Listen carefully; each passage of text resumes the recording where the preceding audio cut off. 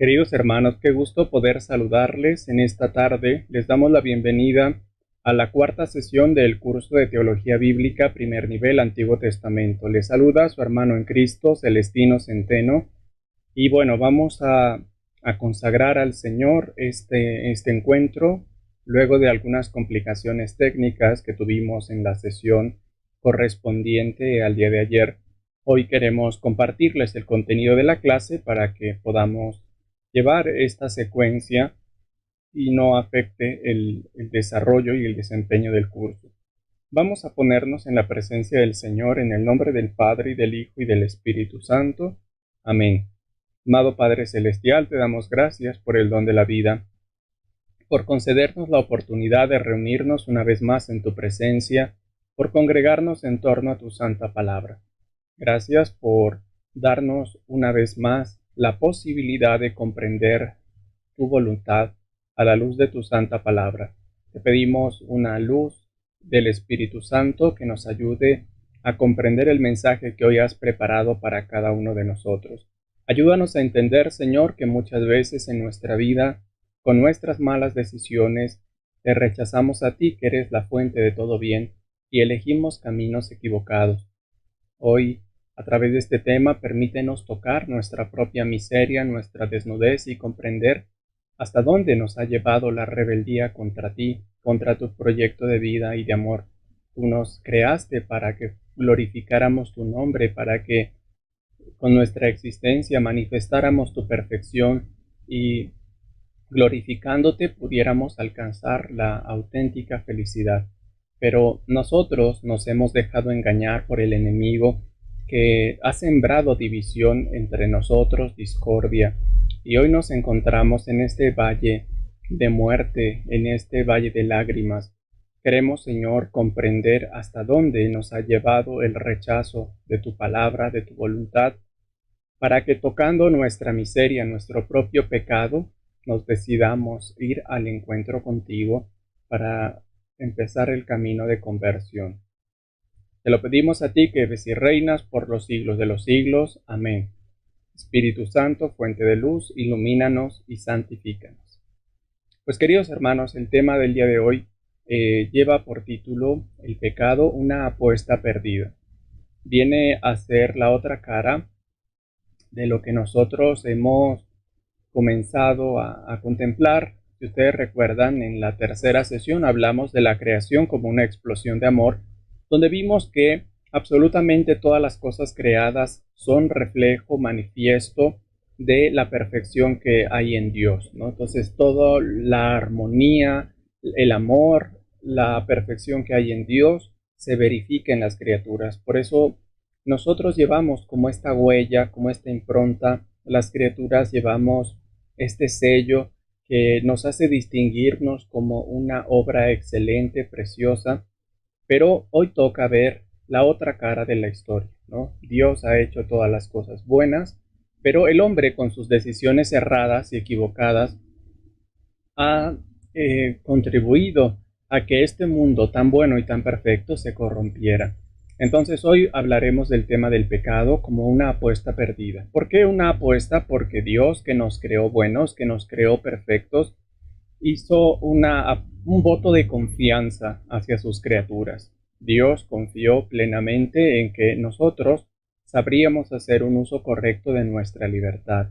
Pero, como veremos a continuación, el hombre le demostró a Dios que la confianza, el voto de confianza que puso en él, el hombre no pudo responder de manera satisfactoria. Y no es que Dios no nos haya hecho buenos. Ya vimos la sesión pasada que Dios todo lo hizo bueno. Sin embargo, el mal se hizo presente, el mal emergió y desde entonces todos estamos sujetos y tenemos la posibilidad de caer y de tropezar y de contaminarnos con todas estas perversiones. Entonces hoy vamos a la luz de la palabra de Dios. Prepare su Biblia, su cuaderno de apuntes, porque el tema es bastante rico en contenido, abundante en textos bíblicos. Recuerde que en un solo pasaje de la Escritura no podemos extraer toda la enseñanza. Necesitamos ver qué otra cosa dice la Sagrada Escritura al respecto, y solo así tendremos una idea correcta de lo que es el pecado, aunque, como veremos más adelante, cualquier idea que tengamos nosotros del pecado se queda corta, precisamente porque estamos en una condición de pecado. Y entonces nadie puede comprender la gravedad del pecado en sí. Si alguien entendiera, llegara a comprender la gravedad del pecado, moriría en ese instante.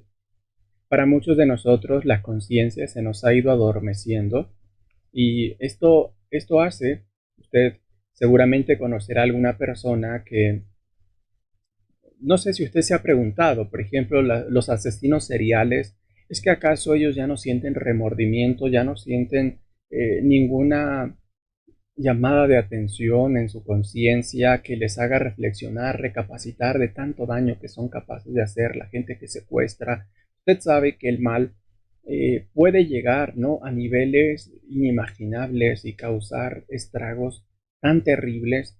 Y justamente hoy queremos desenmascarar esto y comprender cómo es que el mal opera, cómo se filtra en nuestra vida, cómo viene a echar abajo la obra maravillosa y perfecta que Dios ha hecho y se cuela en nuestra vida a veces sin darnos cuenta.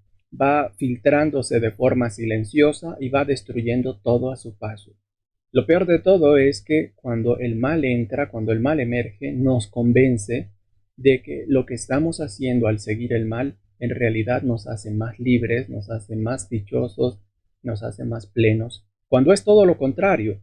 Cuando permitimos que el mal emerja en nuestra vida, nos convierte en esclavos, nos convierte en basura, nos arrebata la dignidad que Dios nos ha dado, con la cual nos ha revestido. Entonces estamos en una lucha abierta y encarnizada contra el mal y debemos vencerlo. San Pablo nos presenta la armadura de Dios, pero de todos los elementos que integran la armadura de Dios, la única que sirve no solo para defensa, sino también para ataque es la espada del Espíritu. ¿Y cuál es la espada del Espíritu? Dice San Pablo, la palabra de Dios.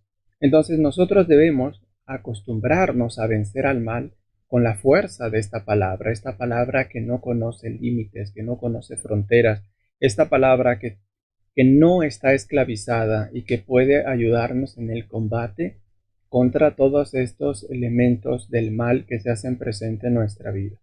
Entonces, Dios ha hecho una apuesta, un voto de confianza por sus criaturas. Dios sí cree en nosotros, cree en ti, cree en mí. Dios espera de nosotros buen fruto y de nosotros depende que la apuesta que Dios ha hecho en nuestro favor sea una apuesta benéfica y no sea algo que le cause pesadez, ¿no? Entonces, vamos a comenzar con la exposición de este día. Partimos de la enseñanza con la que concluimos la sesión anterior. En Génesis 1:31 dijimos que cuando Dios concluye la obra de la creación, si usted recuerda en el capítulo 1, cada vez que termina alguna jornada, se dice, vio Dios que lo que había hecho era bueno, ¿no? Entonces, cada cosa que fue creando, que fue haciendo, concluye con estas palabras. A Dios le pareció bueno esto, atardeció y amaneció día primero. A Dios le pareció bueno esto, atardeció y amaneció día segundo. Y así hasta concluir. En 10 ocasiones se dice que Dios creó. El número 10 en la Biblia representa algo completo. Significa que la obra de Dios es una obra completa, una obra armoniosa, una obra genuina, perfecta en sí misma. Entonces, cuando Dios concluye su obra, Génesis 1:31 dice que Dios contempló todo cuanto había hecho y lo encontró muy bueno. No solo bueno, muy bueno. Esto entonces nos llevó a afirmar que no existe nada que Dios haya creado que sea malo por naturaleza. Dios no ha hecho absolutamente nada que sea malo en sí mismo. Las cosas que Dios ha hecho, todo lo que llamamos mundo, que abarca estas tres esferas, lo angélico, lo humano y lo infrahumano, o sea, las cosas de aquí, de la naturaleza misma, los animales, las plantas, los objetos, los planetas, las estrellas, todo esto, absolutamente todo esto, lleva la huella de Dios, la impronta de Dios. Por lo tanto, es bueno. Todo, absolutamente todo, es bueno por naturaleza. Incluso los ángeles que se han revelado fueron creados buenos. Y esto es lo que veremos más adelante. Entonces, reafirmar mucho esto. Por eso el libro de la sabiduría, capítulo 11, versículos del 24 al 26, dice: Amas a todos los seres y nada de lo que hiciste aborreces. Dios no detesta absolutamente a ninguna de sus criaturas. Pues dice a continuación: si algo odiaras, no lo habrías creado.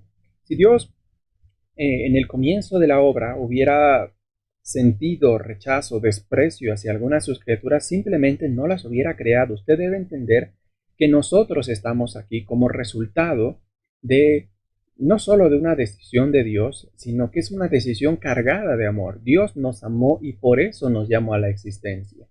Dios primero nos quiso, primero nos amó de forma entrañable y después nos formó. No al revés, como hacemos nosotros. Primero vemos si la persona lo merece, si la persona nos trata bien, si la persona de alguna forma simpatiza con nosotros y entonces sí le damos nuestro cariño, nuestras atenciones, nuestro amor. No, Dios es todo lo contrario. Primero nos ama y después nos crea. Y nos crea justamente movido por este amor. Entonces dice el texto: si algo odiaras, no lo habrías creado. ¿Y cómo habría permanecido algo si no lo hubieras querido? Exactamente, si algo Dios no lo hubiera querido, simplemente no existiría. Pero entonces, hermano, a los demonios Dios los quiso. Dios no solo los quiso en forma pasada, Dios los quiere. Dios ama a sus criaturas. Sin embargo, algunas criaturas han decidido vivir al margen de su amor. Entonces, aquí comienza el problema, ¿no? El mal, como tal, no existe así un mal que sea físico, ontológico, digamos. Bueno, mal físico sí, pero no existe un mal ontológico, es decir, un mal que sea en sí mismo. Algo que sea en sí mismo malo, no hay. Tenemos males físicos, ¿no? Como las enfermedades, padecimientos, dolencias, limitaciones corporales. Estos males existen. Hay males morales que uno comete haciendo mal uso de su voluntad, ¿no? Ofendiendo al prójimo, tratando mal a los que están a nuestro alrededor. Entonces, hay males físicos, hay males morales, pero el mal ontológico no existe. Había ya filosofías, tendencias que trataban de afirmar que sí existía. Recuerden ustedes los relatos, por ejemplo, el que mencionamos de los babilonios, que decía que había dos fuerzas, ¿no? Contrarias, con el mismo poder, con la misma capacidad. O por ejemplo, religiones como el taoísmo. Usted seguramente ha visto el símbolo del taoísmo, donde está el famoso yin y yang, que no es el nombre correcto. Este símbolo se llama Tao y es un símbolo propio de una religión que se llama taoísmo y representa la lucha entre dos fuerzas contrarias y opuestas: la luz y la oscuridad, lo húmedo y lo seco, el fuego y el agua. Entonces son dos fuerzas opuestas, contrarias, que se aniquilarían si no fuera por una tercera fuerza ordenadora, que es el Tao, ¿no? Que las mantiene supuestamente en equilibrio. Como estas ideas, había algunos, los maniqueos, por ejemplo. San Agustín, antes de ser cristiano, pertenecía a este tipo de creencias. Entonces los maniqueos decían que en el origen de todas las cosas había dos fuerzas, una fuerza buena y una fuerza mala. Nosotros hemos refutado esa idea y afirmamos con toda claridad que en el origen de todas las cosas solo está Dios uno y trino, Padre, Hijo y Espíritu Santo, y que es un Dios bueno, un Dios bondadoso y misericordioso. Entonces el mal no ha estado en el comienzo. Y aquí viene un punto muy importante, porque si el mal no ha estado en el comienzo, tampoco estará al final. Esta es la certeza que tenemos los cristianos, esta es la esperanza de un futuro mejor, porque nosotros estamos convencidos de que en el origen de todo solamente está el bien, y el bien siempre triunfa. El mal no va a tener entonces la última palabra. Aunque es cierto que el mal está presente en la historia, todos hemos sentido las consecuencias del mal, a todos nos ha tocado ver, por ejemplo, esta pandemia nos ha ayudado a percibir, ¿no?, hasta dónde puede llegar el mal a causar tanto dolor, tanto destrozo, tanta angustia, tanta desesperación en la vida de las personas. Entonces el texto dice: ¿cómo podría permanecer algo si tú no lo hubieras querido? ¿Cómo se habría conservado lo que no hubieras llamado a existir? Mas tú con todas las cosas eres indulgente. Y aquí viene algo muy importante. Entonces, hermanos, si el mal no proviene de Dios, ¿por qué Dios lo tolera? ¿Por qué Dios lo permite? Aquí está la clave. Mas tú con todas las cosas eres indulgente, aun con aquellas cosas que han decidido vivir al margen de su amor, Dios es indulgente, porque son tuyas, Señor, que amas la vida. Dios ama la vida y la vida se goza en compartirse. Por eso Dios nos creó, ¿recuerda? Que Dios nos creó para hacernos partícipes de su vida eterna, de su vida sobrenatural.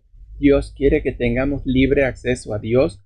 Entonces, Dios es indulgente con todos, aunque nosotros muchas veces en nuestra vida tomamos decisiones erradas y expulsamos a Dios de nuestro camino y lo repudiamos y queremos vivir al margen y hacer con nuestra vida lo que se nos antoje y tomar nuestras decisiones. Todos hemos dicho alguna vez, es mi vida, déjame en paz, es mi cuerpo, yo voy a hacer lo que me venga en gana, lo que yo quiera. Y cada vez que hacemos esto, tratamos de expulsar a Dios y al final, ¿qué nos queda? ¿Cómo queda el hombre sin Dios? Queda vacío, queda en la nada, en la oscuridad. Pero Dios es indulgente con todas estas criaturas porque son suyas. Somos del Señor. Como dirá luego San Pablo, en vida o en muerte somos del Señor. Y es un Señor que ama la vida, que es amigo de la vida. Por eso el profeta Ezequiel dice que a Dios no le gusta, Dios no se complace, Dios no quiere la muerte del pecador, sino que se arrepienta y viva. Entonces, hoy vamos a ver el tema del pecado, que es un tema bastante fuerte, bastante importante en nuestra vida, porque nadie está exento de él, pero necesitamos mirarlo desde el horizonte de Dios y comprender que es cierto que el pecado es una realidad, pero es todavía mayor la misericordia de Dios. Bueno, vamos a remontarnos al origen de todos estos conflictos, ¿no? De esta batalla en la que estamos inmersos. El Cuarto Concilio de Letrán en 1215 ha declarado como dogma solemne lo siguiente: los espíritus malos, es decir, los demonios, ¿sí? Recuerde que los ángeles son seres espirituales, no materiales, entonces le llamamos ángel a todos por su naturaleza, ¿no? Entonces hay ángeles buenos y hay ángeles malos. Hay ángeles o espíritus malos. Ahora, dice aquí el Cuarto Concilio de Letrán, los espíritus malos fueron creados buenos por Dios. Esto es un dogma de fe.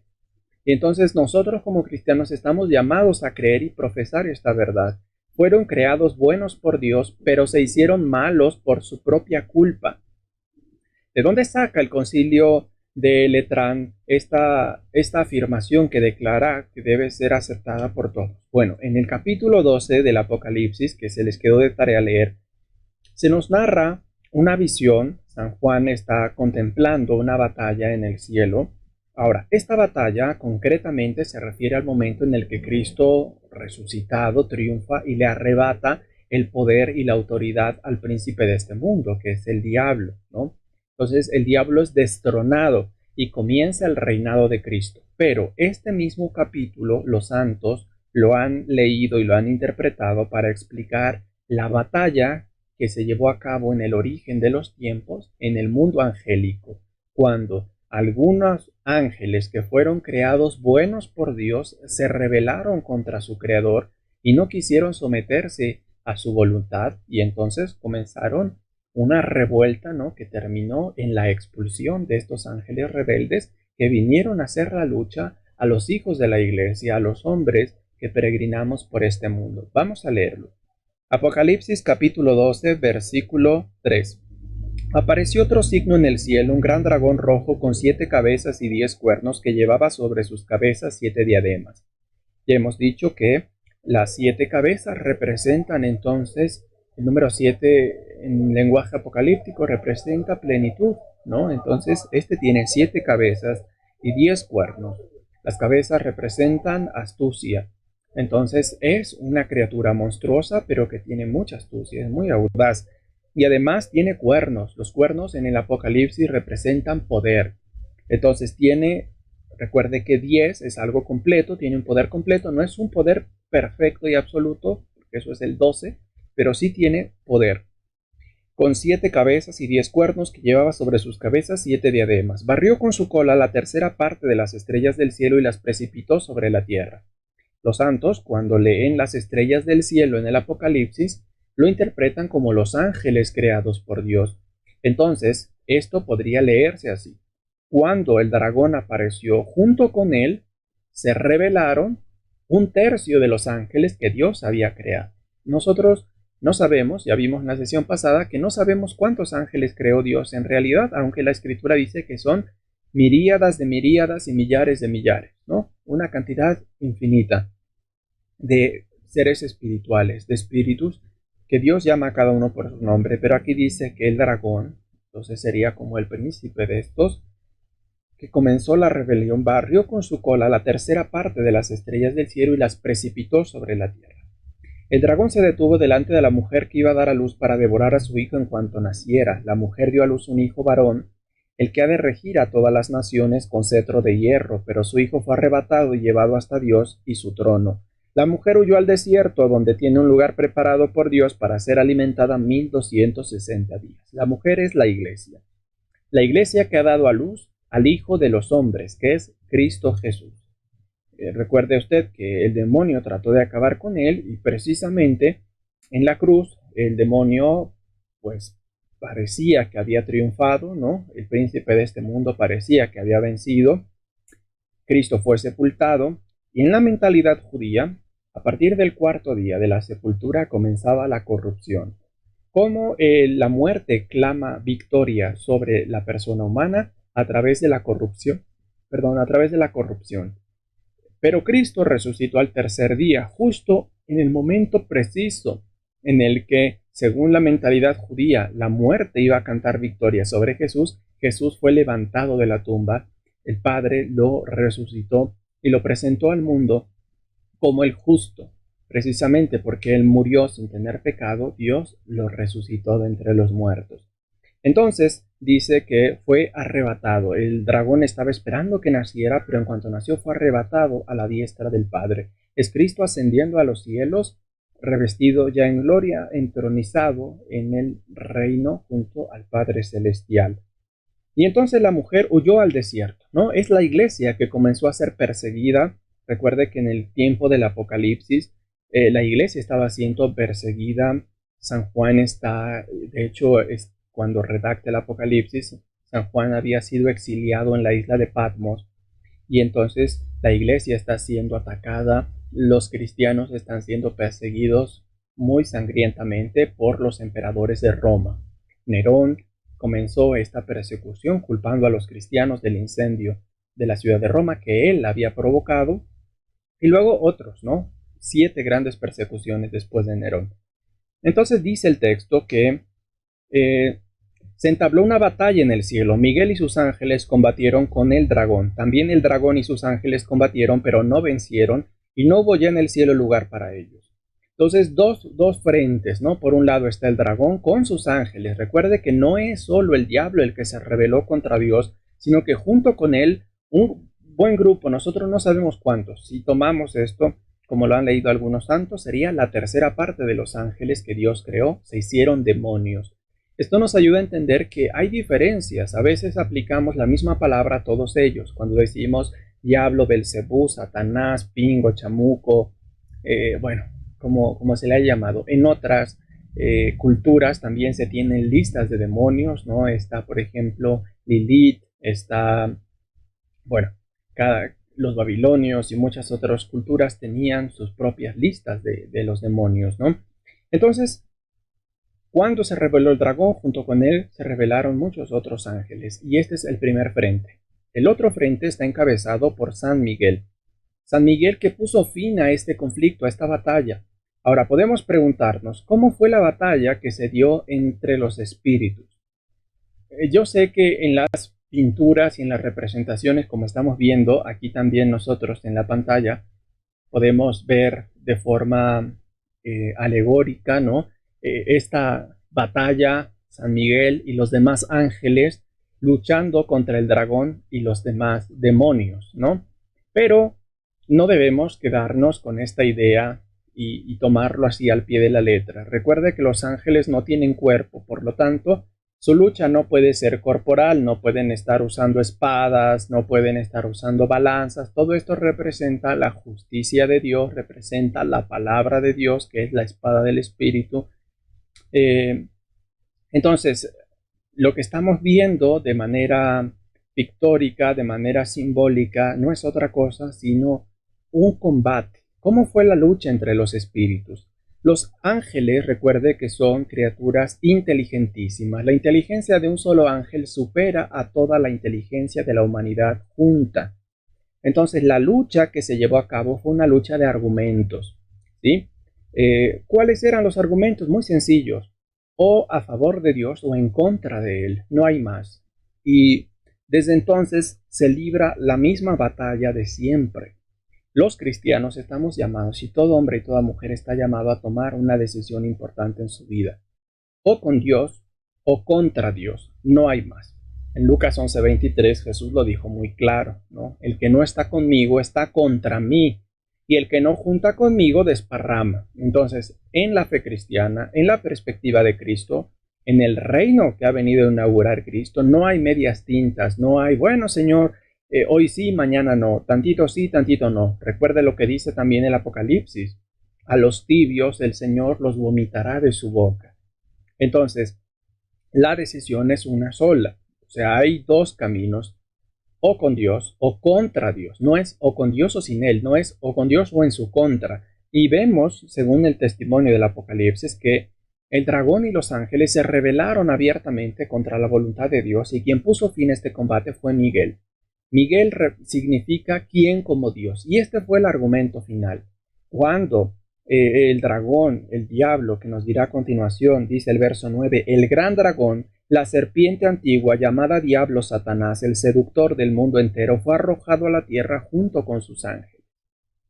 Entonces vemos cómo este gran dragón es la serpiente antigua, que vamos a leer a continuación en el capítulo 3 del Génesis. Pero mire usted, hay un combate, y el argumento final lo ha dado Miguel, porque cuando los ángeles se han rebelado, los santos dicen que la prueba que Dios les presentó a los espíritus consistía en contemplar parte de lo que era el proyecto de salvación de Dios. Recuerde que Dios tiene un proyecto que abarca todos los siglos, y entonces posiblemente a los ángeles se les concedió la oportunidad de ver, digamos, por adelantado. Dios les concedió la visión de acontecimientos que iban a ocurrir en algún momento preciso de la historia, cuando llegara la plenitud de los tiempos. ¿Cuáles acontecimientos? La encarnación.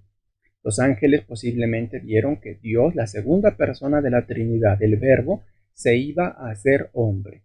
¿Por qué Dios, siendo perfecto, revestido en gloria, iba a despojarse de su divinidad y se iba a hacer una criatura inferior a los ángeles? Nadie lo entiende, nadie lo sabía.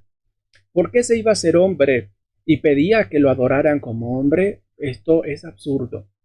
Como Dios lo reconocían, los ángeles no tenían problema en adorarlo, pero ahora les estaba pidiendo que lo adoraran en su humanidad, como hombre verdadero. Y aquí ya comenzaron algunas diferencias, alguna incertidumbre, ¿no?, que se fue sembrando entre los ángeles. Y luego les mostró también el acontecimiento de la redención, la muerte redentora de Cristo en la cruz. Y esto causó mucha controversia en el mundo angélico, porque era impensable que Dios, el eterno, el dueño, el absoluto, muriera, tuviera fin. Esto escapa a toda lógica, y aún a los ángeles, que son criaturas tan inteligentes, no lograban comprender por qué. Pero no solo les mostró esto, que moriría en manos de los hombres, sino que además les mostró que se iba a encarnar a través de una mujer, María, nuestra Madre Santísima, y les pedía que también le tributaran honra y homenaje a María. Por eso el diablo y en general todos los demonios desprecian tanto a María, ¿no? Porque Dios desde la eternidad la eligió a ella para ser el instrumento por el cual viniera, se hiciera hombre como nosotros. Los ángeles, al contemplar estas cosas, quedaron tan desconcertados que no sabían por qué Dios estaba, o en su proyecto estaba, hacer todo esto. Surgió entonces una duda: ¿no será que Dios se equivoca? Y si Dios se equivoca, ¿realmente es Dios? Y aquí comenzó la batalla de argumentos, el conflicto, el gran debate que se llevó a cabo en el cielo, hasta que Miguel puso fin a la discusión diciendo: bueno, pero nosotros somos simples criaturas. ¿Quién puede estar a la altura de Dios? ¿Quién puede sondear sus secretos? ¿Quién puede penetrar en lo más profundo de la mente y del corazón de Dios para que pueda rebatirle a Él y decirle, pero ¿por qué vas a hacer esto? ¿Por qué harás lo otro si el Señor es el dueño y soberano de todo? Y ahí tuvo fin este conflicto. Ahora, ¿de dónde los santos y la Iglesia ha enseñado que hubo una prueba? Bueno, como tal, la Biblia no afirma que los ángeles fueron sometidos a una prueba, pero sí consta en la Escritura que los ángeles, algunos de estos ángeles, pecaron gravemente. Vamos a la segunda carta de Pedro, capítulo 2, versículo 4. Y allá se dice de forma clara que los ángeles pecaron. Segunda carta de Pedro 2:4. Dice así: Dios no perdonó a los ángeles que pecaron. Entonces, recuerde, Dios creó un número incontable de ángeles, pero una parte de ellos pecaron, sino que los precipitó en los abismos tenebrosos del Tártaro y los entregó para ser custodiados hasta el juicio. Entonces ahí queda muy claro, Dios no perdonó a estos ángeles que pecaron, sino que los precipitó al abismo tenebroso. Que el Nuevo Testamento va a utilizar muchas imágenes para describirlo. Nosotros le hemos dado el nombre de infierno, que no es otra cosa sino el estado permanente, un estado de completo alejamiento de Dios, estar privado de la presencia de Dios para toda la eternidad. Entonces, ahí consta, ¿no?, que los ángeles pecaron. Y en Judas, recuerde que Judas Tadeo escribió una carta que tiene un solo capítulo y en el versículo 6 dice: también los ángeles que no mantuvieron su dignidad, sino que abandonaron su propia morada, a ellos los tiene guardados con ligaduras eternas bajo tinieblas para el juicio del gran día. Entonces, hubo ángeles que no mantuvieron su dignidad. ¿Cuál dignidad? Recuerde que a todas las criaturas nos ha hecho para gloria de Dios, para manifestar su perfección, pues estas criaturas que se rebelaron no quisieron glorificar a Dios. Y al no querer darle gloria a Dios, entonces se denigraron a sí mismas. Esta es la consecuencia lógica que obtenemos cuando le decimos a Dios: no quiero estar contigo, no te quiero en mi vida, no quiero que tú te involucres, que tú decidas, que tú estés presente. Entonces la criatura, mire, porque este es el gran cuento, la gran mentira que nos ha vendido el enemigo. Nos ha dicho: dejen de glorificar a Dios y entonces ustedes serán exaltados. Y la tragedia es tan grande que el hombre le ha creído. ¿Y cuál ha sido la consecuencia? Que cuando el hombre, la criatura, deja de glorificar a Dios, lo único que logra es denigrarse a sí misma. Por eso en la Escritura, cuando se habla de los ángeles, se dice que fueron precipitados, que fueron arrojados. Es una manera de explicar que el ángel perdió aquello que lo distinguía. Recuerde que después de Dios, por naturaleza, estaban los ángeles. Pero hubo ángeles que por esta mala decisión, por esta rebeldía abierta contra el Creador, se denigraron a sí mismos. Ellos mismos pisotearon la dignidad con la que Dios los había revestido. Por eso dice el verso 6 muy claro: no mantuvieron su dignidad. Pero no es que fueran indignos o Dios los haya creado así, no. Ellos pisotearon la dignidad con la que Dios los había creado, para que ellos glorificaran de forma excelsa y perfecta al Creador. Entonces, no mantuvieron su dignidad, sino que abandonaron su propia morada. En el Apocalipsis se dice que fueron expulsados, pero fueron ellos los que decidieron no estar ya más con el Creador, no estar más en su presencia, porque al final no es Dios. A ver, Dios no se complace alejándonos de Él, apartándonos. No, si Dios lo que quiere es justamente abrazar en Él a todas sus criaturas. Recuerde que Dios quiere que todos tengamos libre acceso a Él. Entonces, quienes se privan de la morada de Dios somos nosotros mismos, en este caso, los ángeles, con su propia libertad y voluntad, decidiendo: no quiero estar con Dios, no quiero más a Dios en mi vida. En Juan 8:44, Jesús, cuando habla fuertemente a los fariseos, les dice, ellos decían que eran hijos de Abraham, pero Jesús les va a decir unas palabras muy duras, muy fuertes. Les va a decir: ustedes no son hijos de Abraham, porque ustedes son hijos del diablo. ¿Y por qué les dice esto? ¿Por qué llama a los fariseos hijos del diablo? Les va a explicar por qué ustedes no caminan en la verdad, como el diablo tampoco aceptó la verdad. El pecado precisamente nos hace imposible tocar la verdad más honda y más profunda de nuestro ser. ¿Qué es el hombre en realidad? O el ángel pudo preguntarse, ¿qué es un ángel en realidad? Y la verdad más honda de su propio ser está dada en la unión que tiene con Dios. Nosotros hemos querido explicar al hombre desde muchos horizontes, ¿no? Han dicho que el hombre es un animal simbólico, un animal racional, que el hombre es un bípedo que además es risible porque puede reír y los demás animales no, y tiene el pulgar oponible porque los demás animales tienen los dedos de esta forma, pero nosotros tenemos el pulgar oponible que nos permite sostener objetos, ¿no? Entonces hay muchas formas en las que se ha tratado de explicar qué es el hombre. La psicología no dice, pero es que el hombre tiene una conciencia y también el inconsciente. Y cada ciencia, por ejemplo, la biología lo descompone en órganos o en tejidos que forman órganos, que integran sistemas, que forman todo el cuerpo humano. Y sí, cada ciencia trata de estudiar al hombre, pero cuando nosotros preguntamos, ¿y cuál es la razón más honda, más profunda de lo que nos hace ser personas humanas? Ninguna de las ciencias que el hombre ha forjado con su esfuerzo puede responder a esto. El hombre no puede encontrar su sentido más auténtico y más pleno sino solo en Dios. Pero el pecado pone una barrera, no nos impide tener contacto con la verdad. Y entonces el que cae en pecado vive en una mentira que va alimentando día tras día y que no deja de alimentar como un fuego al que le sigue atizando leña, ¿no? Dice Juan 8:44, Jesús está hablando a los fariseos y dice así, ustedes son hijos de su padre el diablo.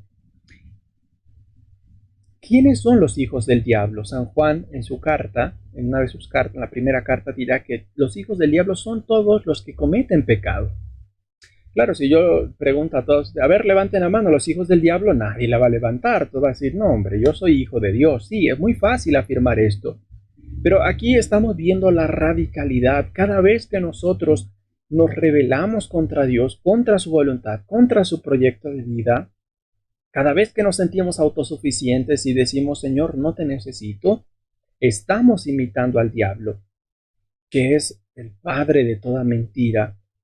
Y entonces nos estamos convirtiendo, dejamos de vivir como hijos de Dios y empezamos a vivir como hijos del diablo. Ustedes son hijos del diablo, que quieren cumplir los deseos de su padre. Él fue homicida desde el principio y no se mantuvo en la verdad. Aquí está algo muy importante. El diablo no se mantuvo en la verdad.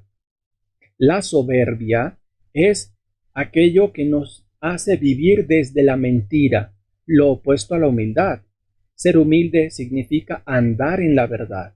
El que es humilde sabe lo frágil que es, sabe lo limitado que es, sabe que tiene límites, sabe que no lo puede todo, que no lo es todo, que requiere de los demás que están a su alrededor. El soberbio no. El soberbio se ha creado una mentira diciendo yo puedo, yo me basto a mí mismo, yo no dependo de nadie, yo soy autosuficiente. Esta es la gran mentira. Estos espíritus que se rebelaron, dice Jesús, que no se mantuvieron en la verdad, porque no hay verdad en él. Cuando dice la mentira, dice lo que sale de dentro de él, porque es mentiroso y padre de la mentira. Entonces, cada vez que nosotros nos resistimos a la verdad, nos estamos convirtiendo, estamos tomando el partido del diablo, el diablo que no se mantuvo en la verdad.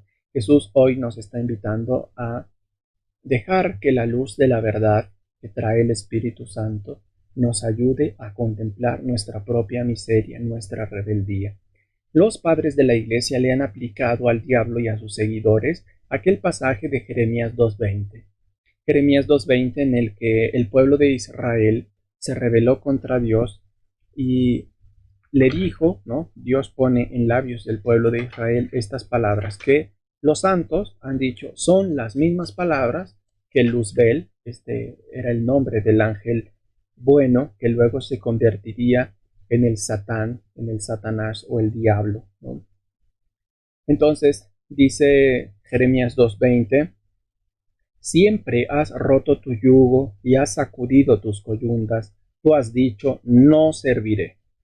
Esta es la forma resumida de explicar la soberbia del diablo. El diablo ante el proyecto de Dios ha dicho, no serviré. Y cada vez que Dios nos invita a colaborar con Él en la extensión de su reino, y nosotros decimos lo mismo, no serviré, nos estamos volviendo partidarios del diablo. Aunque nos duela escuchar estas palabras, aunque no nos guste reconocerlas, pero la ley de Dios es así de radical. Recuerde, solo hay dos opciones, o con Dios o contra Él. Bueno, ¿por qué el demonio, el diablo, le tuvo tanta envidia y tanto desprecio a los hombres si nosotros somos pobres criaturas, ¿no? Comparadas con la naturaleza angélica, ellos nos superaban por mucho. Y entonces, ¿por qué fuimos motivo de envidia? En el mismo capítulo 12 del Apocalipsis, ahora en el versículo 16, versículo 17 dice que el dragón, despechado contra la mujer que es la iglesia, como no pudo acabar con ella, recuerde el periodo de las persecuciones, no pudo acabar con la iglesia, entonces despechado contra la mujer se fue a luchar contra el resto de los hijos de la mujer, que son aquellos que guardan los mandamientos de Dios y se mantienen firmes en el testimonio de Jesús. Entonces, como no pudo acabar con la iglesia, vino a hacer la lucha, el combate a los hijos de la iglesia, que somos todos nosotros, todos los bautizados, que tenemos la confianza puesta en Cristo Jesús. Y entonces estamos en medio de una lucha que no ha cambiado. Es el mismo combate, la misma lucha desde el origen de los tiempos. Cuando el diablo se rebeló, ahí comenzó la lucha contra Dios y nosotros debemos tomar una decisión en nuestra vida, una decisión radical y firme. O vamos a someternos en todo a la voluntad, al proyecto amoroso de Dios, o seguiremos a nuestro padre, el diablo, el padre de la mentira, el gran homicida, el que no ha conservado su vida en la verdad. Bueno, San Juan Crisóstomo ha dicho que el demonio, el diablo, no podía soportar que se llevara vida angélica en un cuerpo humano. ¿Qué representa esto? ¿Por qué dice San Juan Crisóstomo que el diablo, y aquí está la explicación de por qué tenía tanta envidia al género humano? Bueno, pues porque los primeros hombres, Adán y Eva, en su vida humana, corporal, llevaban o compartían muchas de las perfecciones que tenían los ángeles. Entonces, San Juan Crisóstomo dice que nuestros primeros padres, Adán y Eva, llevaban vida angélica en cuerpo humano. Eran como ángeles aquí en el paraíso. Eran como ángeles, pero con cuerpo, ¿no? Y esto es muy interesante y lo vamos a explicar a continuación. Bien, para comprender esto que dice San Juan Crisóstomo, de que Adán y Eva llevaban vida angélica en cuerpo humano, tenemos entonces que explicar cómo era la vida de nuestros padres antes de la caída, antes del pecado. Vamos a ver. Los santos han explicado, ¿no?, que el hombre estaba revestido de tal gloria y majestad.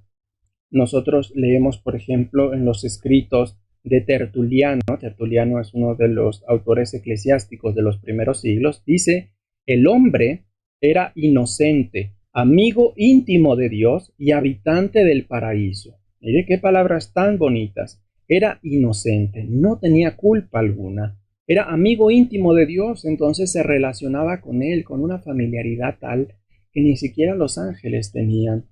Y además era habitante del paraíso, este recinto tan maravilloso que Dios construyó para él, para que fuera feliz, para que gustara de las delicias de la vida. Antes de crearle, dice Gregorio Nacianceno, San Gregorio Nacianceno, uno de los padres capadocios, dice, antes de crear al hombre, como corresponde a un rey, era preciso edificarle un palacio. De esta guisa había de ser introducido como rey rodeado de toda su corte. Vamos a ver, vamos al Génesis, por favor. Estamos en el capítulo 2. Génesis capítulo 2. Para ver esto que dice San Gregorio Nacianceno.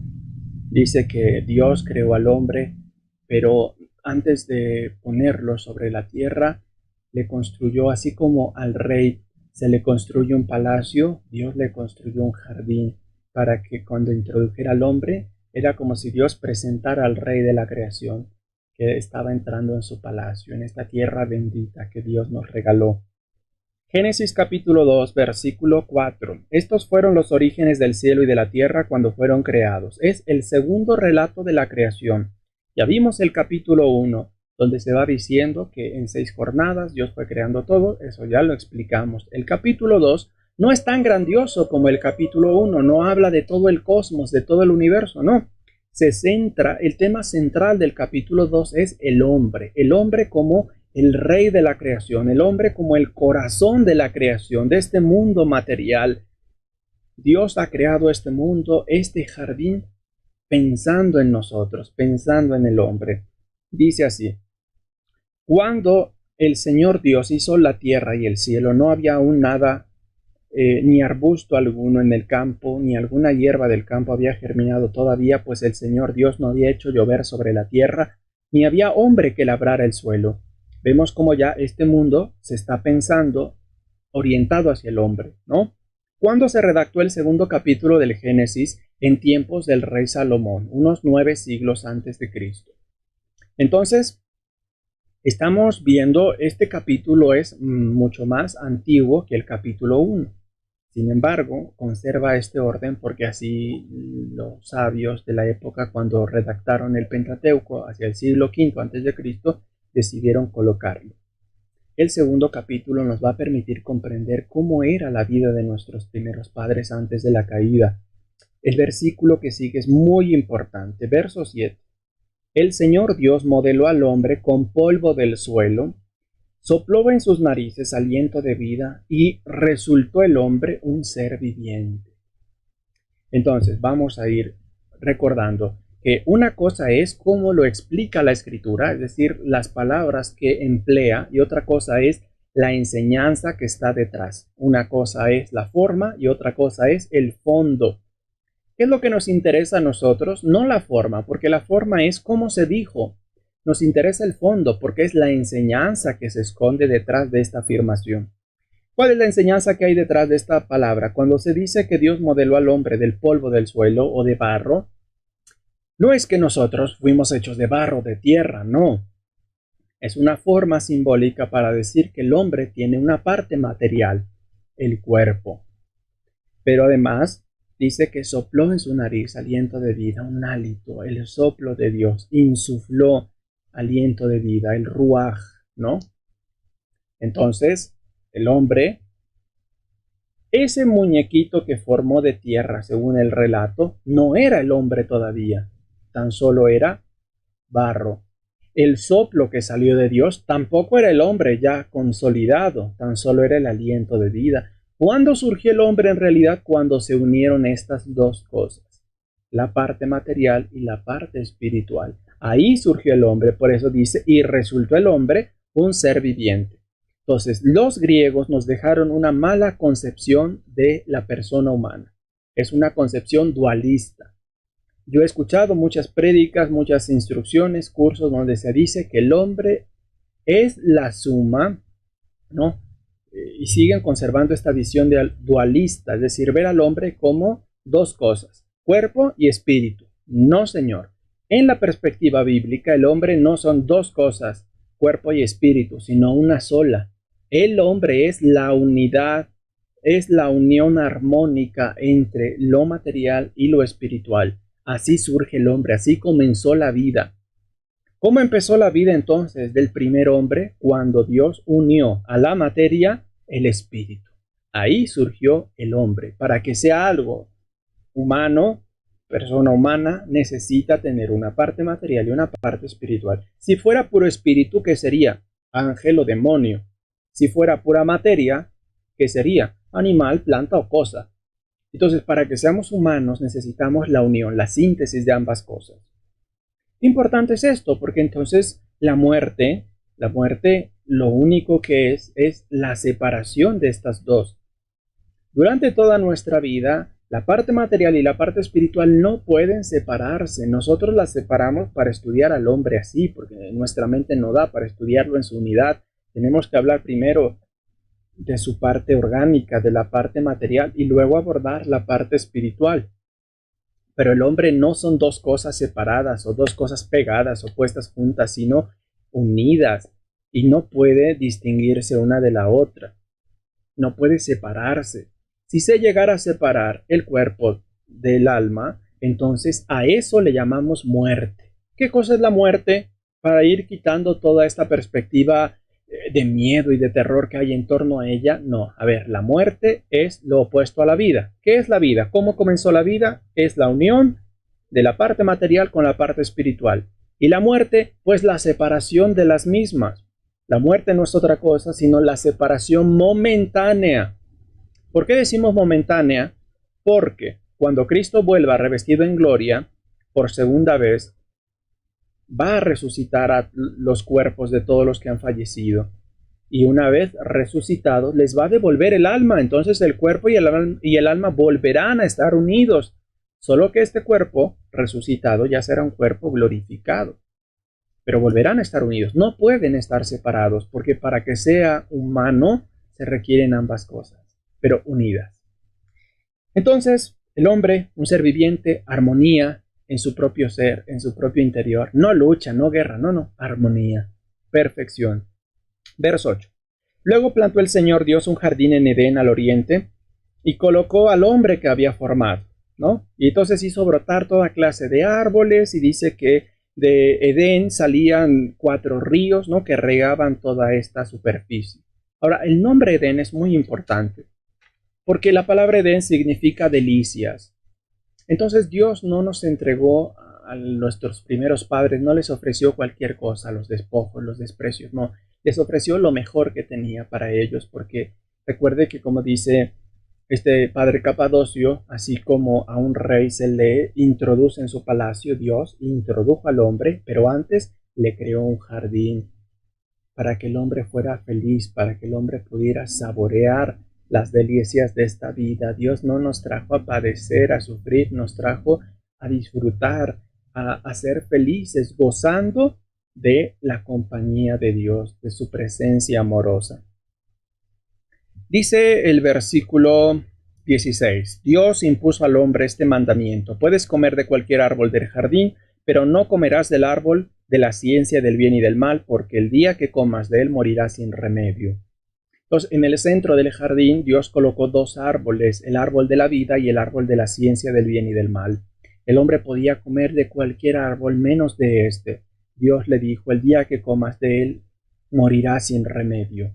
Dios le ha advertido, y el hombre, como solo escuchaba a Dios, no tenía oídos para nadie más, el hombre vivía en sintonía con la voluntad de Dios. Verso 18. Se dijo luego Dios: no es bueno que el hombre esté solo, voy a hacerle una ayuda adecuada. Y el Señor Dios, ¿a quién creó? No a la mujer todavía. Creó a los animales del campo, las aves del cielo, y los llevó ante el hombre para ver cómo los llamaba, y para que cada ser viviente tuviera el nombre que el hombre le diera. Poner nombre significa tener dominio, autoridad. Entonces Dios estaba poniendo todas las criaturas bajo el régimen, el cuidado del hombre. El hombre tenía que dominar a las criaturas, dominar este mundo. En el capítulo 1 así lo dice, ¿no? Dijo Dios: hagamos al hombre a nuestra imagen y semejanza, que tenga autoridad sobre las aves del cielo, los peces del mar y todo el reptil que repta por la tierra, ¿no? Ahora, esta palabra dominar no es la perspectiva negativa que nosotros hemos pensado siempre, ¿no? Porque nosotros dominar lo entendemos como esclavizar, aplastar, explotar. No, Dios no quería que el hombre explotara la naturaleza, destruyera esta casa, este palacio majestuoso que le construyó. Lo que Dios quería es que el hombre enseñoreara el mundo para Dios. Eso es dominar. Dominar viene del latín dominus, que significa señor. Entonces este mundo tenía que ser elevado, tenía que ser enseñoreado, tenía que ser levantado a una condición mejor. Entonces el hombre tenía que colaborar con Dios para hacer de este mundo una morada digna para Dios mismo. Entonces el hombre, en este sentido, es colaborador de Dios y está llamado a enseñorear todas las cosas, a elevarlas de esta condición natural a una condición mejor. El mundo, este mundo maravilloso, si Adán hubiera cumplido y permanecido fiel a Dios, esta sería otra cosa. Podemos imaginar, ya el paraíso era algo maravilloso. Había armonía, paz. No existía la ley del más fuerte como lo vemos ahora en la ley de la naturaleza, donde el animal más fuerte se come al más débil, ¿no? A la presa más débil. Y nosotros creemos que eso es natural, pues no. Eso no existía en el origen. Eso vino como consecuencia del pecado y ya vamos a llegar allá. Lo que estamos viendo aquí es una lección muy importante. Dios ha dicho, no es bueno que el hombre esté solo. ¿Por qué a Dios le parece que no es correcto que el hombre esté solo? Porque fuimos creados a imagen y semejanza de Dios, que significa que así como Dios es persona, nosotros también lo somos. A ver, casi siempre cuando oímos la palabra persona, pensamos en alguien humano, y no es así.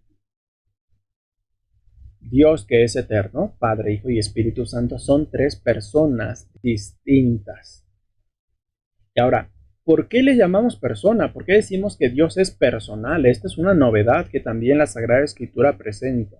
Todas las demás culturas, las demás religiones veían a sus dioses como fuerzas, como energías, como conceptos, ¿no? Como para los filósofos griegos eran abstracciones, eran cosas así.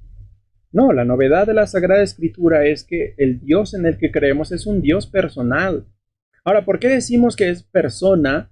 Porque persona es todo aquello capaz de establecer relaciones espirituales. ¿Y cuáles son las relaciones espirituales? Son tres concretamente. Conocer.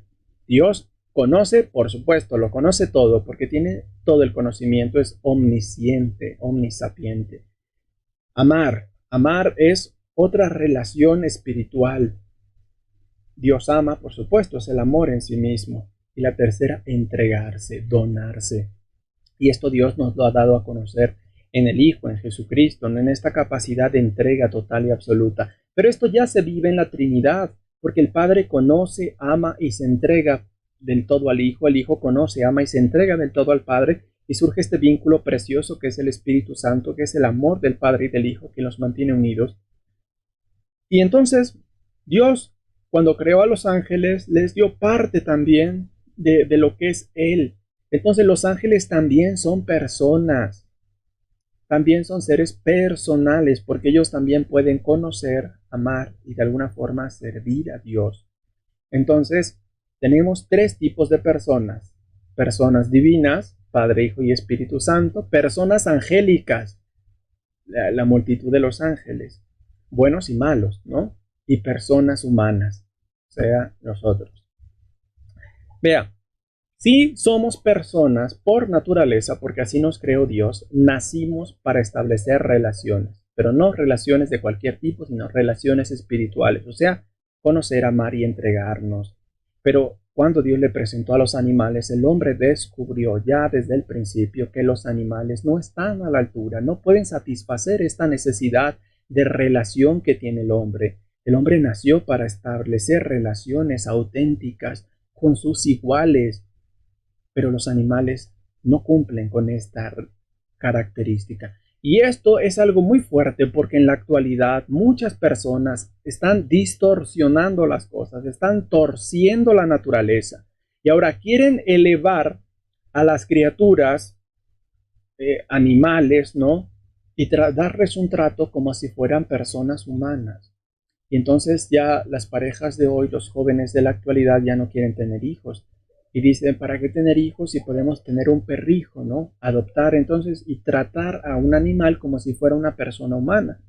Le ponen ropa, lo ponen a la mesa, le celebran cumpleaños, le compran accesorios, le dan una vida así. Usted debe entender que el trato digno a cada cosa creada parte de la naturaleza misma de la cosa.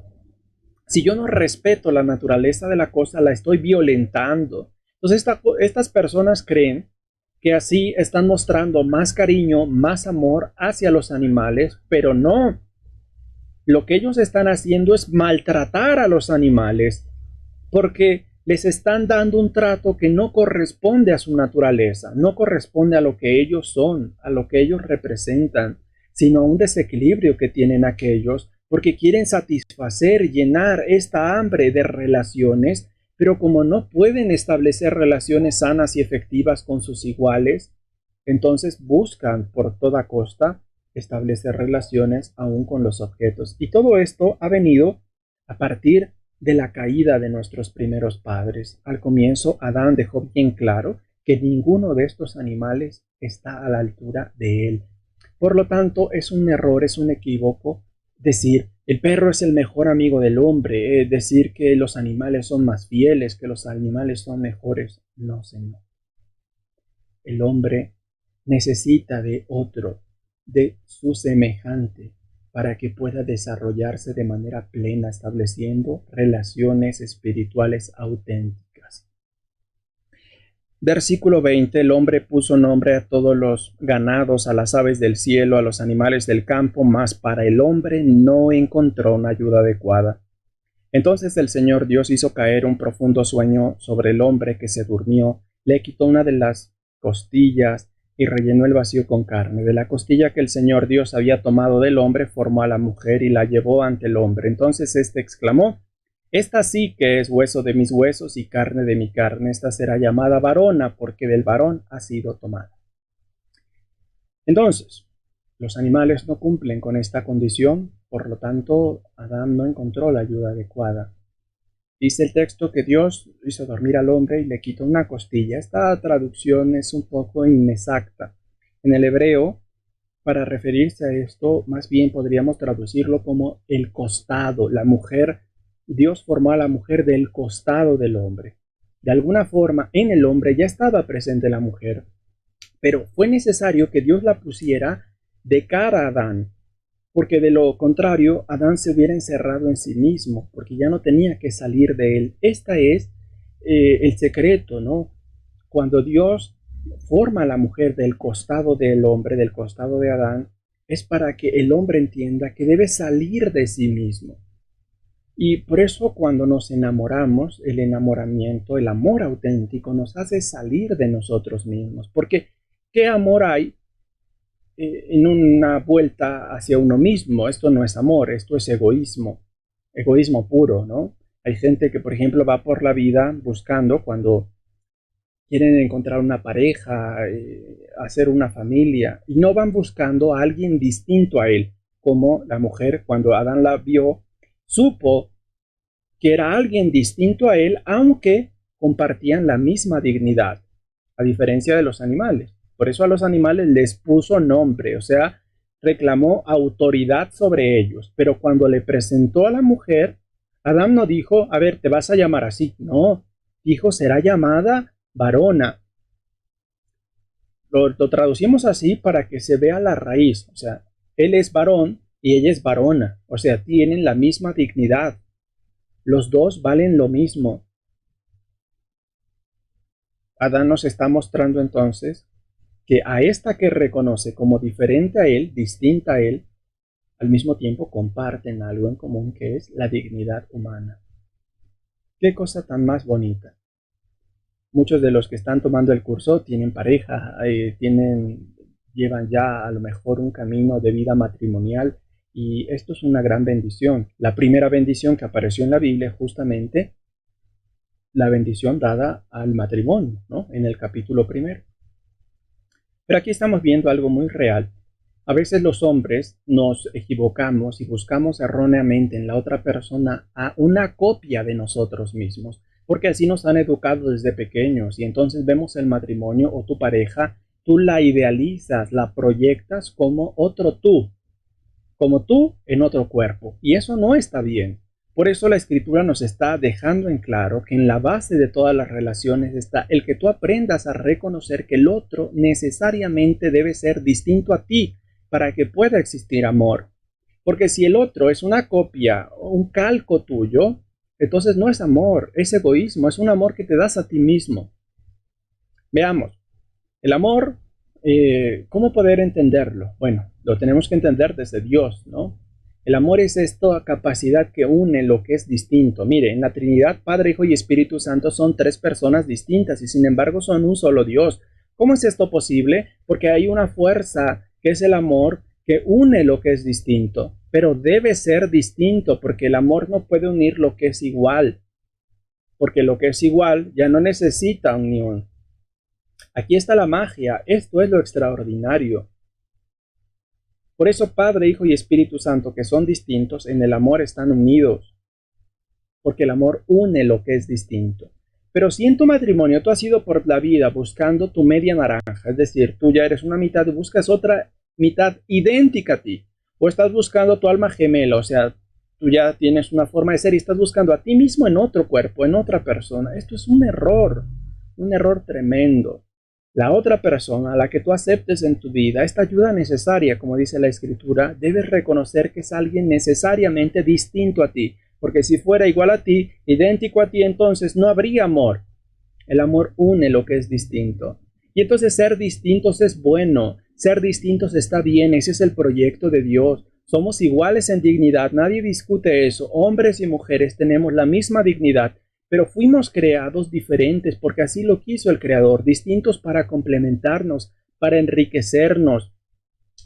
Está bien ser diferentes, aunque el mundo de hoy vaya pregonando que lo que está de moda es que todos seamos iguales. Y esta es la gran trampa, es la gran mentira. Porque detrás de esta idea de que todos somos iguales, se esconde la imposibilidad de amar. Porque si todos somos iguales, entonces no puede haber amor. Porque el amor une lo que es distinto. Lo que tendríamos que salir al mundo a decir es, todos somos distintos. Y está bien ser distintos, porque es así el proyecto que Dios ha querido. Hoy no, hoy el mundo quiere hacernos creer y hasta los mismos jóvenes y algunos evangelizadores también en sus redes sociales dicen todos somos iguales. No, Señor, perdóneme. Tenemos la misma dignidad, valemos lo mismo ante Dios, pero Él nos hizo diferentes, nos hizo distintos. Y cada uno de nosotros somos un ejemplar precioso y perfecto, y Dios no nos ama a todos por igual. Esta es una mentira, porque no somos iguales. Y esto debe llenarnos de alegría y de confianza, porque Dios nos da un amor personal a cada uno de nosotros. En tanto que somos distintos cada uno de nosotros, el amor de Dios no puede ser el mismo para todos. Entonces el amor con el que Dios me ama a mí no puede amar a nadie más como me ama a mí, porque nadie más es como yo. Y el amor con que Dios te ama a ti es un amor único, especialísimo. El amor que Dios te tiene a ti, solo te lo tiene a ti y a nadie más. Qué precioso es esto. Ustedes tienen hijos, ¿no? Algunos de ustedes, Dios los ha bendecido con una familia. Y es un error decir que a los hijos a todos hay que amarlos por igual porque no son iguales. Y entonces en este mundo tan confundido debemos exaltar que no está mal las diferencias. Esto es el proyecto de Dios. Y está bien que cada uno de tus hijos sea diferente, sea distinto, cada uno tiene lo suyo. Y por eso no los puedes tratar de la misma forma, tratar por igual a todos. A cada uno le debes prodigar un amor único y especialísimo para reconocer en el otro la obra perfecta que Dios ha hecho. Entonces, el hombre exclamó, esta es carne de mi carne, hueso de mis huesos, esta será llamada varona porque del varón ha salido. En el hebreo se dice ish, isha, ¿no? Es varón y varona, o sea, lo que diríamos nosotros hombre y mujer, ¿no? Ish, isha, ahí está la raíz. Entonces, dice al final, verso 24, por eso deja el hombre a su padre y a su madre y se une a su mujer y se hacen una sola carne. El matrimonio, como vemos, proviene de Dios, está en el plan de Dios, en el proyecto de Dios. Dios ha querido, esto es bueno. Y la consumación del matrimonio, que es la unión carnal, la unión sexogenital, debe ir encaminada, orientada, iluminada por estas cosas. El hombre y la mujer no son bestias para que cada vez que el apetito les llega, el deseo los controla, vayan a aparearse. No, Señor. Precisamente lo que estamos viendo es que los primeros hombres, Adán y Eva, vivían de forma íntegra, tenían bajo dominio todas las pasiones, eran dueños de sí mismos. No eran los deseos y los anhelos los que dictaban lo que debían hacer y lo que no, sino que ellos decidían qué hacer y qué cosa no. Y el verso 25 dice, ambos estaban desnudos, el hombre y su mujer, pero no se avergonzaban el uno del otro, puesto que no había apetencias, no había dominio por parte de sus bajas pasiones. La mirada de ellos era una mirada limpia, pura, no como la mirada tan contaminada que el mundo hoy nos hace tener. Desde muy pequeños ya nos hacen ver con morbo, con curiosidad, con deseo, el cuerpo sagrado de la otra persona. Y desde pequeños estamos hipersexualizando todo. Todo es sexo, todo es orientado hacia esto. A las niñas desde muy pequeñas las visten con estas vestimentas para incitar esta cuestión de la sensualidad, de la provocación, y a los hombres desde chiquititos les dicen que ya tienen tantas novias, tanta cosa aquí. Estamos saturando nuestra cultura, nuestras familias cristianas con todas estas cosas, y lo peor es que pensamos que es normal, que es natural. Desde pequeños contaminamos ya nuestra visión. Los santos dicen que los ojos son las ventanas del alma. Entonces nos vamos pudriendo por dentro sin darnos cuenta. Bueno, vamos a ver entonces, como resumen de todo esto que hemos hablado, cómo era la vida de nuestros primeros padres en la tierra. Los ángeles los que habían, por supuesto, superado la prueba, ¿no? Estaban revestidos de ciertas gracias que Dios les había concedido. Dos gracias principales: la gnosis, es decir, el entendimiento, que Santo Tomás de Aquino y otros santos dicen que es la contemplación de Dios. Los ángeles buenos recibieron como premio por su fidelidad a Dios la capacidad de contemplar a Dios. Para ellos la contemplación de Dios ya era algo natural. Para Adán y Eva también gozaban de la contemplación de Dios, pero era por gracia. Entonces, ¿Adán y Eva podían ver a Dios? Sí. Nosotros en esta vida ya no podemos verlo. Esa visión de Dios la perdimos por culpa del pecado. Entonces, el hombre contemplaba a Dios. La segunda gracia era la patria, es decir, la integridad. ¿Qué significa esto? Que nuestros primeros padres, Adán y Eva, tenían la inmunidad de concupiscencia. Eran inmunes a ser dominados por sus bajas pasiones, por estos apetitos de la carne que nos llevan a hacer cada estupidez en nuestra vida. Ellos eran inmunes de todo esto. Por lo tanto, obraban siempre en conformidad con la voluntad de Dios. Qué hermoso, ¿no? Por eso Adán y Eva fueron hechos a imagen y semejanza de Dios. Imagen de Dios es tener espíritu. Así como Dios es espíritu, el hombre tuvo espíritu. Y la semejanza con Dios significa obrar en todo conforme a la voluntad de Dios, o sea, conforme al bien. El hombre era semejante con Dios, pero después del pecado perdió la semejanza. Piensen, nosotros no siempre cumplimos en todo la voluntad de Dios, no siempre. Cada vez que pecamos, perdemos la semejanza con Dios. Conservamos la imagen, eso sí, nadie nos quita el espíritu. Si nos lo quitan, nos morimos. Recuerde que la muerte es la separación del cuerpo y el alma. Pero la semejanza con Dios sí nos la arrebata el pecado. Los ángeles, recuerde que son sempiternos. Tuvieron principio, pero no tendrán fin. Esto significa que no conocerán la muerte. Y nuestros primeros padres, Adán y Eva, tuvieron la posibilidad de no morir. Esto es algo que muchos no lo saben. Piensan que Dios nos hizo mortales desde el principio, ¿no? Dios les dio la capacidad de que si permanecían fieles a su voluntad, podían no conocer la muerte, podían no morir. Y en ellos estaba la decisión. Si permanecían fieles al proyecto de Dios, la muerte no iba a estar presente para ellos. Pero si desobedecían, la muerte iba a entrar. Vamos a ver en el libro de la sabiduría, estamos en el capítulo 2, por favor. Sabiduría capítulo 2. Y nos vamos a ir al versículo 23. Dice, Dios creó al hombre para la inmortalidad y lo hizo a imagen de su propio ser. Dios no muere, Dios es eterno, ¿no? Dios no tiene ni principio ni fin. Y a nosotros nos dio la posibilidad de que si permanecíamos fieles, no íbamos a conocer la muerte. Pero claro está que Adán y Eva pecaron, nuestros primeros padres se rebelaron y la muerte entró en el mundo. Además, los ángeles son impasibles, no tienen cuerpo, entonces no pueden experimentar dolor y sufrimiento corporal como nosotros lo experimentamos. Pero Adán y Eva, al ser revestidos de estas gracias, tampoco tenían dolor, padecimiento, enfermedad, fatiga, tristeza, no, eran inmunes a esto.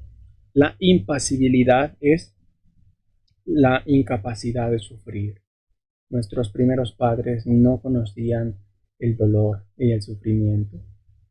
Y finalmente, Adán y Eva gozaban de la amistad con Dios, como los ángeles se relacionan con Dios, así Adán y Eva también se relacionaban con Él.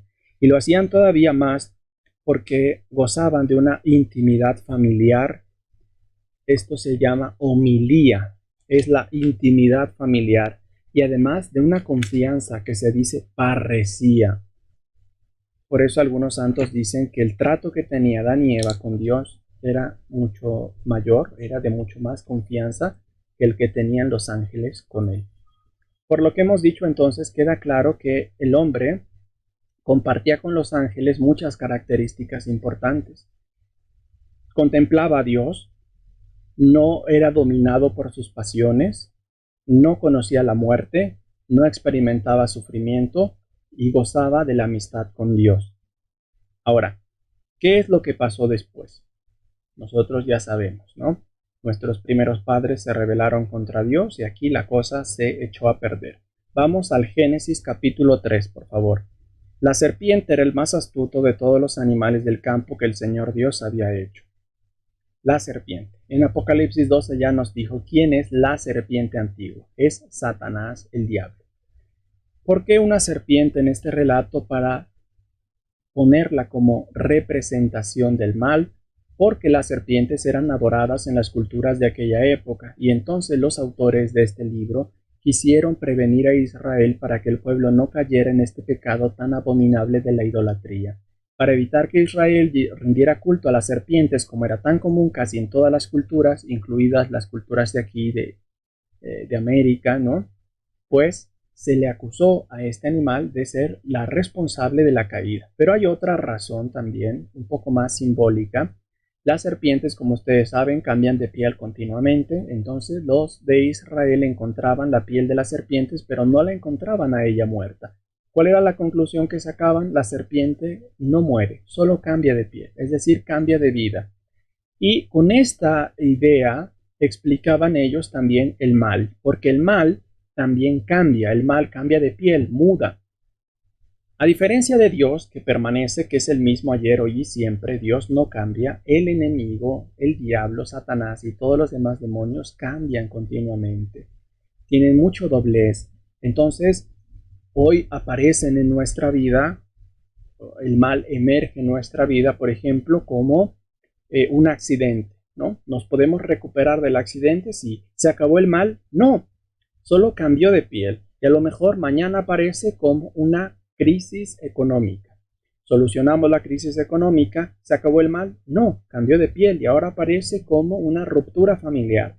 ¿Resolvemos los conflictos familiares? ¿Se acabó el mal? No, ahora puede aparecer como un secuestro, puede aparecer como un homicidio, puede aparecer como un robo, puede aparecer, en fin, vemos cómo el mal cambia de piel continuamente. Cuando parece que ya hemos acabado con el mal porque ya combatimos una enfermedad terminal, reaparece de otro modo, reaparece de otra forma. Entonces, parece que el mal, lo mismo que la serpiente, no muere, que el mal solo cambia de forma, cambia de piel. Por eso se utilizó como representación del mal esta figura de la serpiente. Le dijo a la mujer, la serpiente le dijo a la mujer, ¿cómo está eso de que Dios les ha dicho que no coman de ninguno de los árboles del jardín?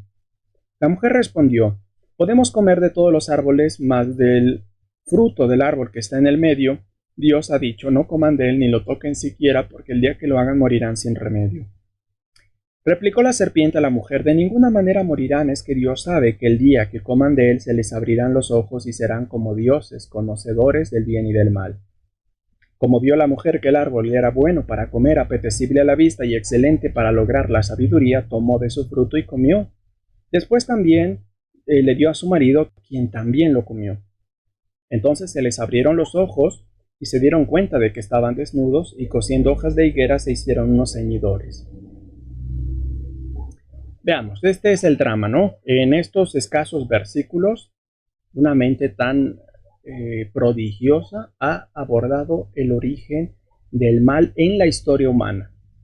El origen del mal en la historia angélica ya la explicamos a la luz del Apocalipsis 2, pero en el capítulo 3 se explica cómo el mal, que ya estaba presente en el mundo angélico, entró en la historia humana. Recuerde que dijimos en el Apocalipsis 12 que como no pudo contra la mujer, le vino a hacer la guerra, la lucha a los hijos de la mujer, y entonces el diablo se presenta aquí en forma de serpiente para hacer caer a nuestros primeros padres. ¿Por qué quiere hacer caer a nuestros primeros padres?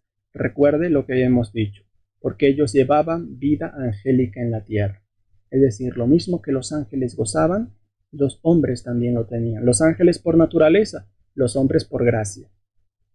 Pero los ángeles caídos ya no.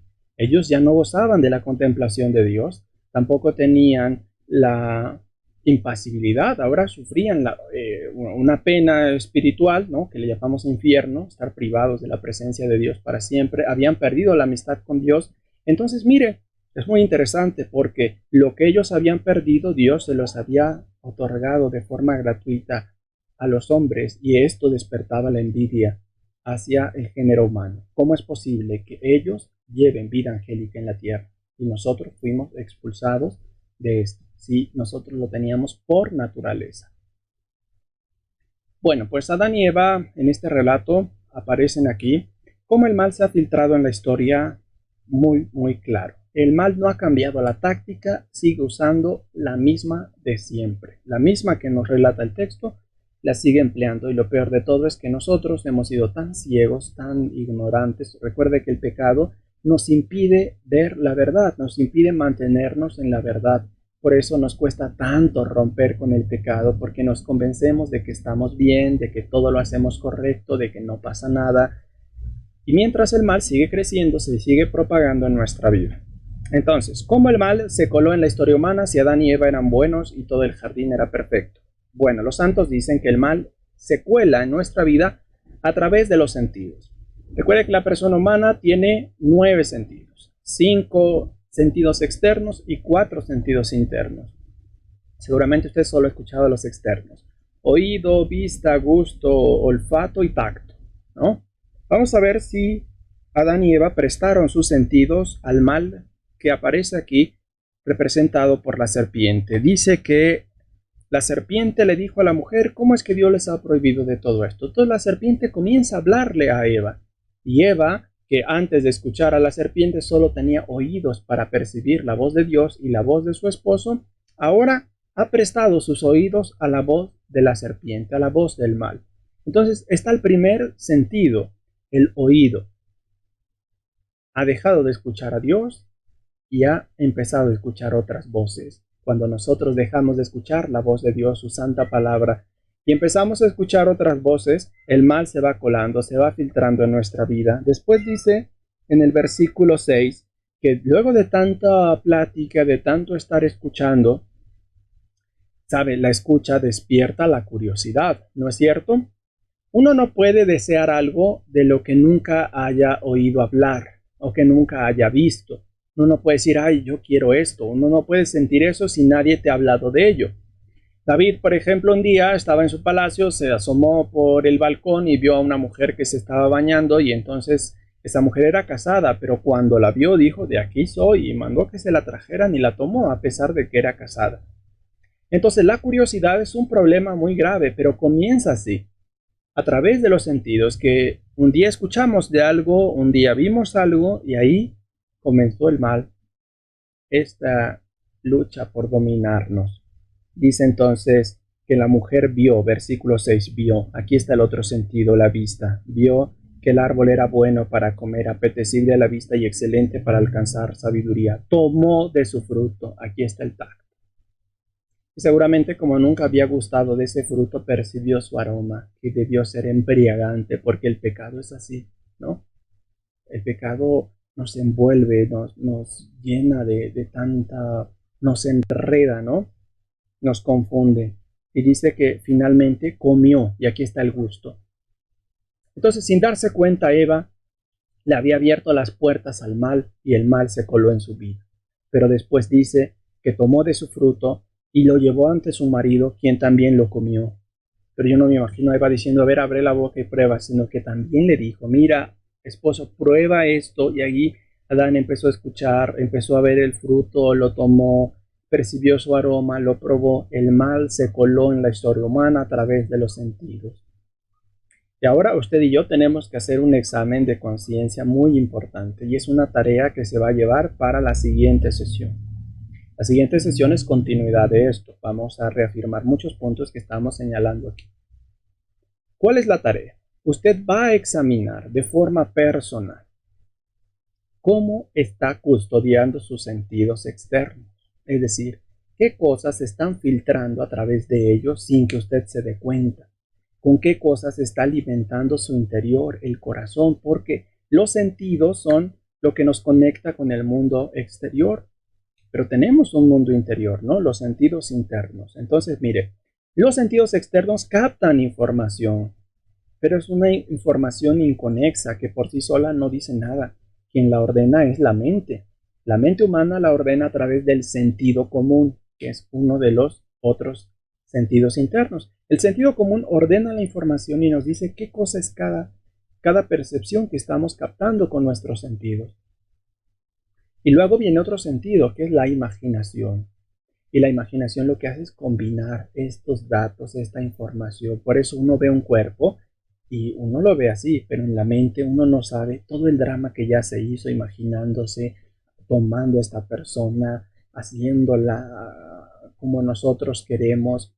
Y entonces, mire, nosotros volvemos un objeto al otro, a la otra persona. Esto vino a partir del pecado. Hay tanta gente que está hoy en día esclavizada por muchos vicios, ¿no? Pero ¿cómo comenzaron estos vicios en su vida? Comenzaron así. Un día, sin que usted se diera cuenta, el mal se filtró en su persona a través de los sentidos. Un día le dijeron, mira, prueba esto, vas a sentir que vuelas, mira, te va a relajar, vas a sentir que andas en las nubes, vas a sentir que esto, la curiosidad, hace que entonces el gusto, las ansias por probar, por ver qué se siente, el tacto, ¿no? ¿Qué se sentirá? ¿Cómo será esto? Experimentar qué es la sensación de el sexo con los otros, ¿no? Y entonces hoy la mayoría de los muchachos, adolescentes, ¿no? Algunos casi niños, 12 años, ya llevan una vida sexual activa porque alguien les presentó esto, un compañero, alguien más les mostró videos, cosas eróticas, pornografía y a la larga el mal no se detiene, el mal se sigue desarrollando. En la próxima sesión vamos a ver estas consecuencias tan graves de cómo el mal todo lo que se le pone enfrente lo destruye. Y hoy los ha vuelto esclavos y hay gente que vive esclavizada de todo esto. No solo el tema sexual, eso es por poner un ejemplo, ¿no? Pero hay mucha gente, muchísima gente que vive esclavizada a la pornografía, a la masturbación, que vive esclavizada a las aventuras sexuales, al sexo desenfrenado, al consumo de sustancias nocivas, al alcoholismo, al tabaquismo, a las drogas, al juego, a las apuestas, a las compras. Entonces, querido hermano, nos están esclavizando y lo peor de todo es que tú no te estás dando cuenta porque el mal se mueve de forma sigilosa como una serpiente y va entrando en tu vida y se cuela a través de los sentidos. Entonces, la tarea que vas a hacer es examinar tu vida a través de estos portales, de estos sentidos. ¿Qué cosas ves? Y tienes que cuestionarte y ser bien honesto. ¿A través de qué cosas que yo he estado viendo el mal ha estado entrando en mi vida? yo no hubiera repetido actitudes, comportamientos si antes no los hubiera visto en otros, porque no se me pueden ocurrir. Pero luego que lo vi en alguna serie, porque hay gente que dedica horas, horas enteras para ver series con temporadas completas. A veces desde la mañana hasta la tarde se la pasan ahí pegados al ordenador, al teléfono, viendo sus series, viendo sus programas. Pero claro, la misa, uy, si dura un poco más de una hora, el curso, ¿no? Si se pasa tantito de la hora y media establecida, ya sentimos que nos morimos, sentimos que ya no podemos más. Entonces, ¿qué cosas has estado viendo y a través de ellas el mal se ha ido filtrando en tu vida? En tus redes sociales, a través del internet, qué cosas has estado viendo desde pequeño, ¿no? En la literatura, qué has leído, eh, el oído, qué cosas has escuchado, qué ruido es el que alimenta tu interior. Tú le llamas música, ¿no? Pero está repleta de mensajes en doble sentido, de cuestiones eróticas, de violencia, de una vida al margen de Dios, donde el hombre es la medida de todas las cosas, donde no hay autoridad por encima de él. Y es muy triste, muy lamentable que muchos cristianos en sus fiestas, en sus ambientes, ponen este tipo de música que va en contra totalmente de la propuesta del Evangelio. Entonces, fijarse en las letras, porque eso que has estado escuchando, querido hermano, se ha filtrado en tu interior. Nosotros decimos, ay, pero qué mal puede hacer una canción. No tienes idea, querido hermano. Entonces, ¿qué cosas has visto? ¿Qué cosas has oído? ¿Qué cosas has probado? ¿Qué cosas has sentido? Y a través de ellas el mal se ha filtrado en tu vida. Y tienes que empezar a poner límites, tienes que empezar a poner orden en tu vida, cortar con estas cosas y decir, esto me ha afectado y tengo que eliminarlo. Yo no sabía que esto me estaba trayendo cosas malas, pero hoy lo he entendido, que el mal se ha filtrado ahí, porque nosotros fuimos hechos buenos. Los bebés cuando están creciendo son inocentes, vienen, sí, con el pecado original, pero en su inocencia no hay contaminación y sin embargo en algún momento de su vida el mal tuvo que entrar y el mal sigue entrando en nuestra vida y sigue creando caos, destrucción, echando a perder la vida de millones y millones de personas, vendiéndoles la idea de que así son libres. Qué triste. ¿Cómo quedó el hombre después de la caída? Esta es la conclusión del día de hoy. Ya vimos hace un momento que el hombre contemplaba a Dios, pues después del pecado el hombre perdió la visión de Dios, ya no lo puede ver. Dios para nosotros ya es invisible, pero esto no es porque Él lo haya querido. Nosotros, es decir, nuestros primeros padres con su mala decisión, trajeron esta ruina para el género humano, el no poder contemplar a Dios. Luego el hombre era inmune a las pasiones, pero después del pecado cargamos con el peso de la concupiscencia de la carne. ¿Qué es la concupiscencia? Es la inclinación natural hacia el mal. Desde entonces queremos ser buenos, queremos hacer las cosas bien, pero nos gana lo malo, nos gana. Es más fácil para nosotros hacer el mal, causarle daño al prójimo, en vez de ayudarlo, en vez de acompañarlo, en vez de protegerlo, en vez de guiarlo. Es más fácil reprocharle, es más fácil denigrarlo, criticarlo, juzgarlo. Vea, el mal se nos adelanta. Queremos hacer las cosas bien, pero cuando nos damos cuenta ya estamos dañando a todo el que se nos pone enfrente. Esta es la concupiscencia, la tendencia natural al mal. Así no nos creó Dios, pero después del pecado así quedamos. El hombre no debía conocer la muerte, pero dice en el libro de la sabiduría que la muerte entró en el mundo por la envidia del diablo y la experimentan todos sus seguidores. ¿Quiénes son los seguidores del diablo? Levanten la mano. Nadie la va a levantar. Y sin embargo, cada vez que pecamos, cada vez que nos rebelamos contra el proyecto de Dios, nos estamos convirtiendo en seguidores del diablo, que es el hijo de la desobediencia. Entonces, la muerte está reservada para Satanás y todos sus seguidores, todos los que han seguido el camino de la rebeldía, de la soberbia, del pecado. Desde entonces el hombre muere. Nuestra vida es limitada, nuestra vida se nos escapa, se va en un instante. Quisiéramos extenderla y por eso a veces queremos vivir la vida, subir, bajar, gustar, todo, y no te das cuenta que la vida se te está yendo. Te metes a trabajar, te metes así en grandes proyectos, pero las cosas más simples y más pequeñas, que son las más valiosas, las estás perdiendo. El convivir con tus hijos, el dialogar con ellos, el salir con tu pareja, el gustar la vida, el ser feliz, esto se te está yendo de las manos. El hombre era impasible, pero después del pecado el hombre tuvo que soportar la fatiga, el dolor, la angustia, la muerte, la tristeza. Nuestra vida está cargada de penas, de dolores, por todo sufrimos. Entonces, esto no era el proyecto de Dios, es consecuencia del pecado. Teníamos amistad con Dios, un trato tan familiar que ni siquiera los ángeles se atrevían a llevar con Dios, pero después del pecado vino la enemistad, la división, guerra, conflicto, lucha. Hay gente que no puede ver a otra, no la soporta. En tu misma familia seguramente hay gente que no se habla, gente que vive en discordia, con rencores por años, que viven arrastrando todo esto. Peleas continuas, desacuerdos con tus hijos, con tu pareja, con tu esposo, con tu esposa, con tu vecino en el trabajo. Entonces hay trancazos por todos lados, hay patadas por todos lados, todos quieren sobresalir a costa de pisotear al otro. Ya nadie se preocupa por los demás, cada quien se fija en sus propios intereses. Este es el drama que nos dejó el pecado. Este es el estado de pecado, este es el estado de muerte al que el hombre accedió por libre voluntad. Dios nos revistió de gloria y dignidad, dice el Salmo 8. ¿Qué es el hombre para que te acuerdes de él? ¿Qué es el hijo de Adán para que en él te fijes? Apenas un poco inferior a los ángeles lo hiciste y lo coronaste de gloria y dignidad. Dios nos coronó de gloria y dignidad. Y dice, todo lo sometiste bajo sus pies, rebaños de ovejas y toros y hasta las bestias del campo, aves del cielo y todos los reptiles que se arrastran por la tierra. Todo lo sometiste bajo sus pies. Dios nos hizo reyes, nos revistió de gloria y dignidad. ¿Cómo nos dejó el pecado? Dice el libro del Génesis, que cuando comieron del fruto, sí se les abrieron los ojos, como dijo la serpiente, pero no contemplaron la maravilla que la serpiente les dijo.